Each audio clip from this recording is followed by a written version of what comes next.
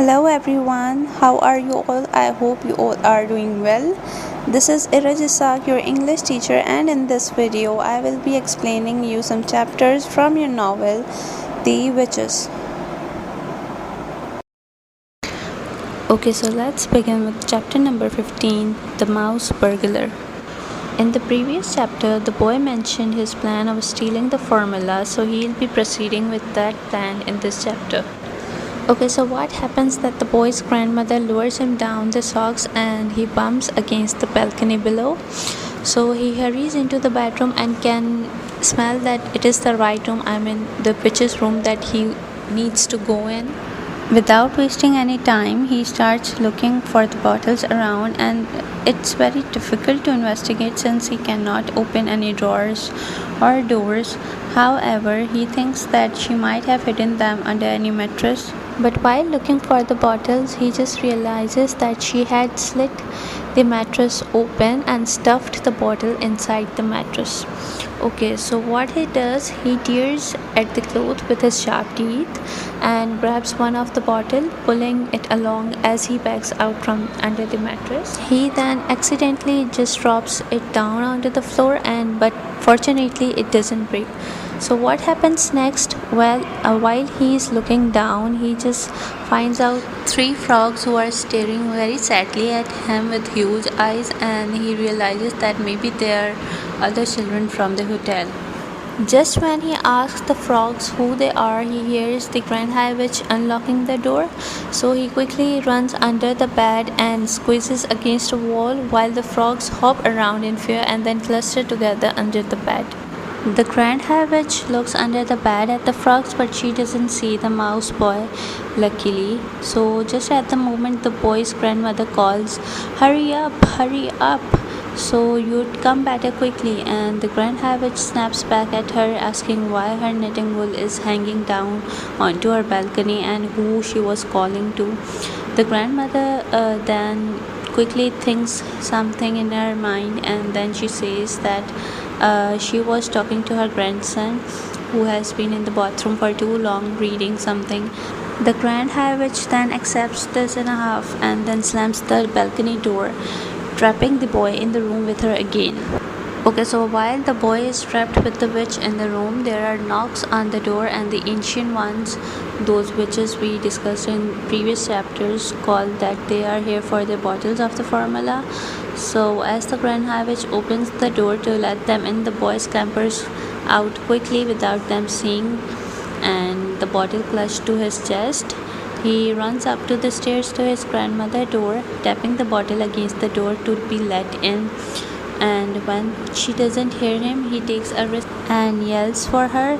So she lets him in, and they hug excitedly and discuss how foul and yet beautiful the Grand High Witch is. So this chapter ends here. Okay, in chapter number 16, Mr. and Mrs. Jenkins meet Bruno. The boy has informed his grandmother that the witches will be going for dinner at 8 p.m. and since it's 10 past 6, so they have just 2 hours to make and execute their plan. So now the grandmother suggests that they should pause and inform Bruno's parents of what is going on. And while all of this was happening, Bruno was sitting happily in a bowl and has eaten more than 3 whole bananas.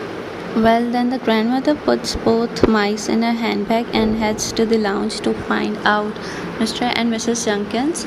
She finds them sitting there where they usually do, and reading newspaper and knitting. So approaching them sweetly, she tells them she has some rather alarming news, and she asks if they can go somewhere more private, but Mr. and Mrs. Jenkins refuse and start to get upset with her, demanding that she tell them what she's talking about while they will be sitting there and will not move from their places. Okay, but when she tells them about their child, that their child is now a mouse, they get even more mad and call her crazy, threatening to call the manager. So the grandmother then takes out Bruno and puts him on the table, causing his mother to scream.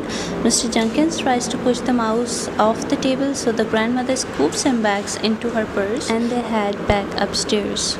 This chapter ends here. And this is your home task for the first week. Find out the meanings of the words given on your screens and do the reference to context. So let's proceed towards the next chapter, chapter number 17, which is the plan.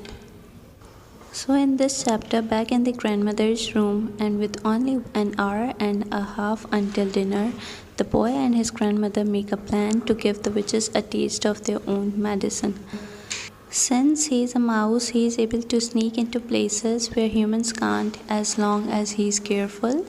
So they plan that the grandmother will take him to the dining room in her bag and he will scamper into the kitchen and find the food that is being prepared for all the witches and somehow mix the formula in with the food. They know it will be dangerous, but it is their chance to give their best shot. So the boy practices how to take off the cap of the formula, and now they are waiting for the dinner time. Let's see what happens in the next chapter. So in chapter number 18, in the kitchen, the whole scenario has been described when the mouse enters into the kitchen. Let's see what happens. So at 7:30, the grandmother departs for the dining room with the boys in her handbag. And as she drops the boy into her bag, she reminds him that since he is a mouse, he should be able to use his tail to grab things and swing around. The grandmother sits around at the usual table and sees two long tables with the sign reserved for members of the RSPCC. A waiter approaches, and after she talks to him, she quickly releases the boy. Okay, so he runs along the wall and is about to cross the main entrance to the dining room when all of the witches just pour inside the dining room.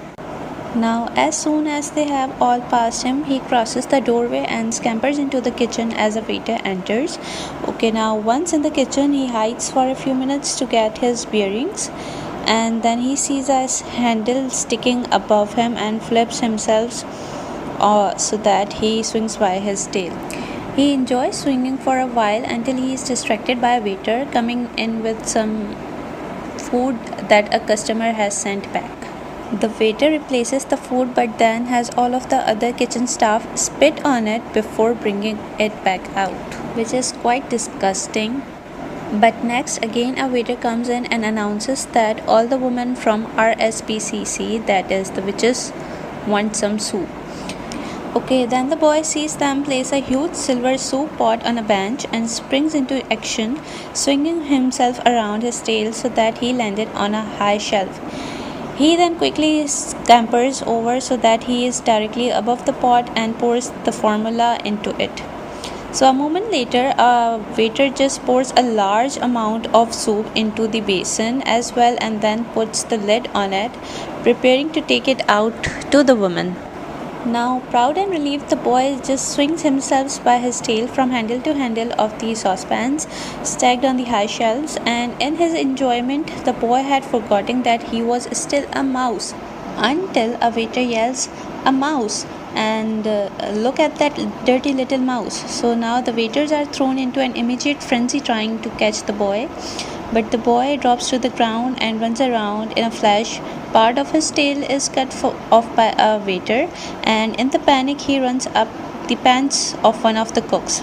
Okay, what happens next that the cook starts to slap his legs. So as the waiters laugh and the cook yells, the boy scampers all the way up his leg and down the other. In the commotion of the cook pulling off his pants, the boy darts out of the pants leg across the floor and into the sack of potatoes. Once things have now calmed down, the boy sneaks out of the potatoes and out the door. He then reaches his grandma, and without rousing any more panic, she just congratulates him and bandages his tail. So she puts him back in the bag with Bruno, who is eating a roll still. Now, peeping out of the handbag, the boy sees that the waiters are now clearing the bowls of the witch's soup, and the boy and his grandmother are watching the witches and talking together with each other until they see that Bruno's father is approaching them again. So let's see what happens in the next chapter, what Bruno's father says to them. We'll check in next video. And this is your home task for the second week. You have to find out the meanings of the words given on the screen and summarize the chapter, the plan, and some words are given. You have to find the synonyms and antonyms for them.